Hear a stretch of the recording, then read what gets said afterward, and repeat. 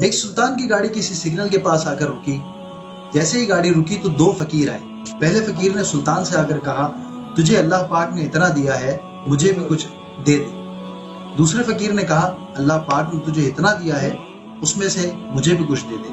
سلطان گھر آتا ہے اور اپنے ملازم سے کہتا ہے، یہ کھیر کا پیالہ لے جاؤ اور اس میں بہت ساری سونے کی اشرفیاں ڈال کر اس فقیر کو دے آؤ جو یہ کہہ رہا تھا کہ سلطان اللہ نے تمہیں بہت دیا ہے، مجھے بھی کچھ دے دو۔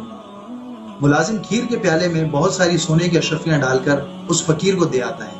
اگلے دن جب سلطان کی گاڑی اسی سگنل پر جا کر رکتی ہے تو وہاں دو کے بجائے ایک فقیر موجود ہوتا ہے۔ وہ فقیر سلطان کے پاس آتا ہے اور کہتا ہے، کل تم نے جو کھیر کا پیالہ بھجوایا تھا وہ میں نے کھایا، مجھے بہت مزہ آیا، میں نے پیٹ بھر کے کھائی، باقی جو کھیر بچ گئی تھی وہ میں نے ساتھ والے فقیر کو دے دی۔ یہ بات سن کر وہ سلطان مسکرایا اور اپنے ملازم سے کہا کہ واقعی دینے والی ذات اللہ پاک ہی کی ہے، میں تو صرف وسیلہ بنتا ہوں۔ ہمیں بھی یہ سوچنا چاہیے کہ ہم کس سے مانگ رہے ہیں اور کیا مانگ رہے ہیں۔ اللہ کریم کی ذات سے مانگیں گے تو کبھی بھی مایوس نہیں ہوں گے۔ اللہ کریم کی ذات اتنا عطا فرماتی ہے کہ ہماری جھولیاں کم پڑ جاتی ہیں۔